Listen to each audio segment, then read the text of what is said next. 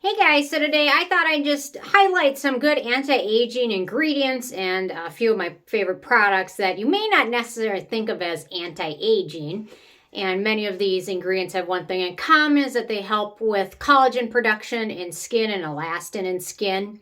So the first product or ingredient I'm going to talk about for anti-aging that you might not think of as anti-aging are AHA exfoliants, and the most studied among those would probably be glycolic acid and lactic acid, and they really can help firm up skin. So there's different types of exfoliants for different skin needs. BHAs like salicylic acid, obviously they're great for problematic or breakout acne-prone skin. And so I always recommend those. But if you're older and don't necessarily have acne or blackheads issues like that, AHAs are a great exfoliant. There's other gentle ones for like sensitive skin types, like PHAs or LHAs.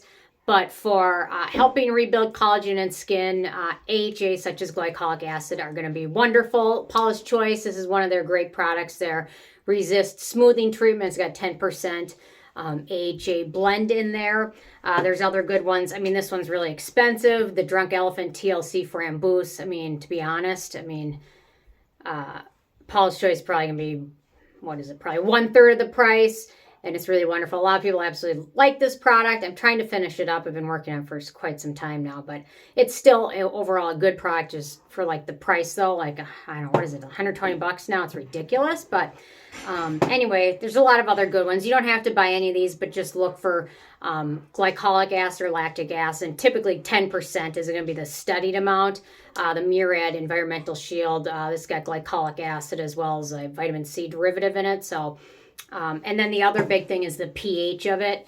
You're going to have it below 4. So, I mean, honestly, this one's a good one, and it's pretty hydrating because some AHAs can be drying. So just be sure to start out slow. But if you're looking to add some good anti-aging into your skin, AHAs are a good way to go. And there's so many of them. I've done lots of videos, so check them out.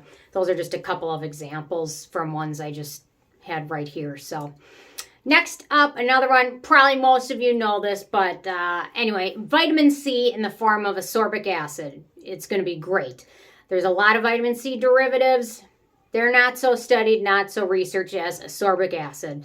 So the other thing with ascorbic acid, pH, again, very important, and the amount of it. So typically the well-studied between 10 and 20% gets a little bit high. My favorite, vitamin C serum, super affordable. They manufacture it regularly, so it's always fresh.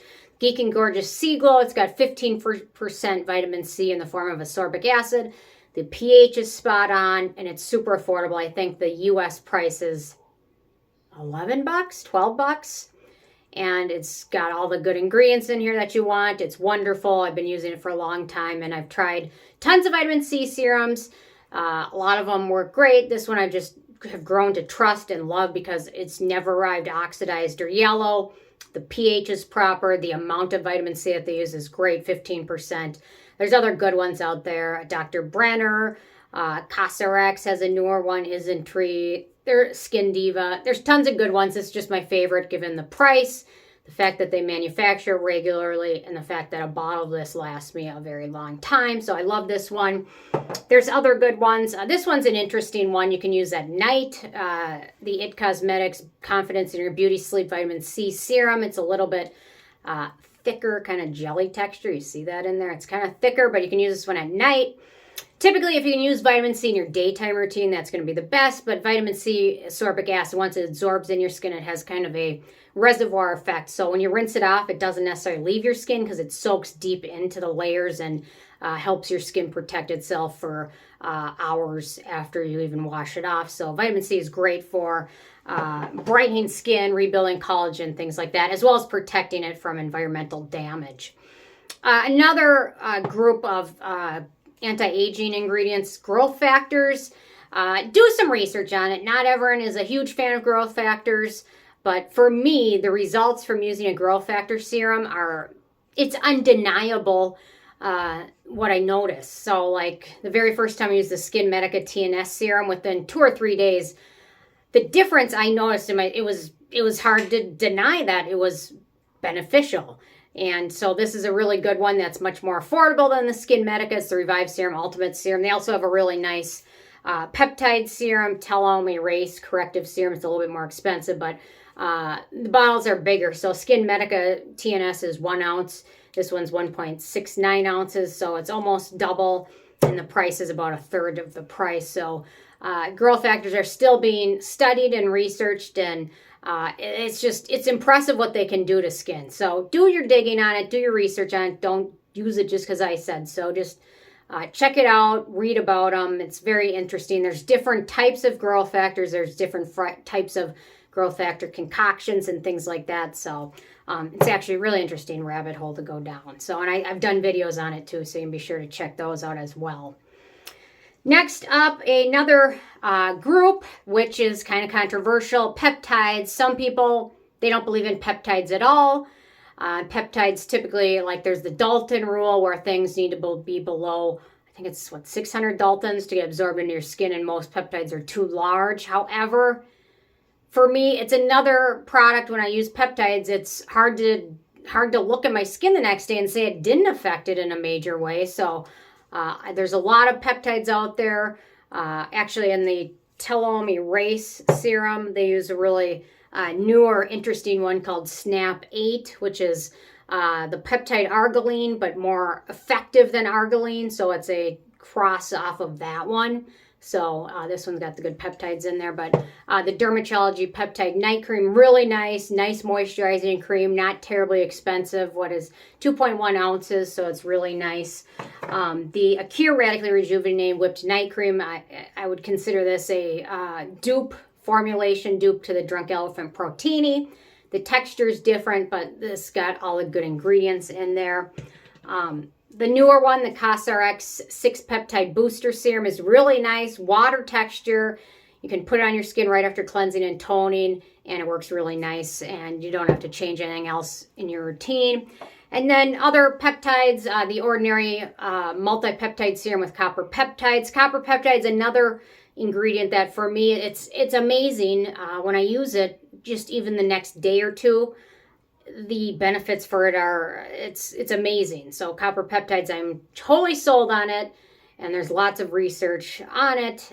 More needs to be done, but anyway, it's still a relatively new skincare ingredient, and it was founded, I think, in 1976, but it really hasn't been talked about much until the last few years. So this one's really nice. And then last but not least, retinoids.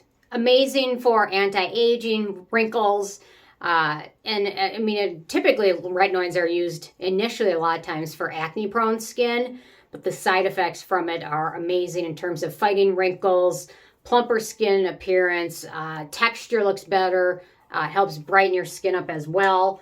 So a couple I love is the Geek and Gorgeous A-Game, and also the Altrino Tretinoin Lotion. There's hundreds, probably thousands of retinoids on the market, and these are two that I love. They're on the stronger side because this uses retinol, which is closer to tretinoin than retinol. But if you're new to retinoids, start out slow, use a retinol. I use a very hydrating one.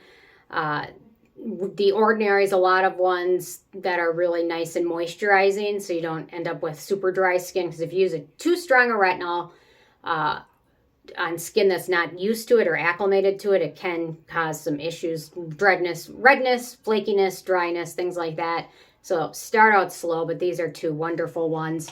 And CosRx has another one that came out that's pretty new and really nice. And Good Molecules has a retinol oil, which the oil helps hydrate your skin. Other things to help prevent wrinkles and things like that, just keeping your skin hydrated. That's why I think a lot of people will give very generic moisturizers very good reviews, because your skin, when it's dry, nothing's on it. If you just put a simple, even just glycerin, your skin will look and feel better and more hydrated. So things like that. Sunscreen obviously is going to be huge to stop any progression of wrinkles as much as you can. So don't do all this and then not protect your skin from damage happening. You want to be more proactive, as much as proactive as you can. And using these are very proactive, but if you don't use sunscreen, then it's kind of all for nothing, because you're going to continue the damage and still trying to make it up while you can't continue. You got to use sunscreen, so that's huge. So anyway, I mean, there's tons of ferments, antioxidants, things like that are always going to be good. But in my opinion, for anti-aging, these are the main ingredients you want in your arsenal. And obviously, don't use them all together. Use them in different stages. Most of these ingredients are things you want to separate from one another. Use exfoliants one night, retinoids one night, copper peptides one night, vitamin C in the morning always, though. So anyway, so those are my anti-aging ingredient tips. Interested in hearing from you guys if you have any favorite anti-aging products and what they are. Love hearing from you guys, and I will see you more tomorrow. Thanks so much. Bye, guys.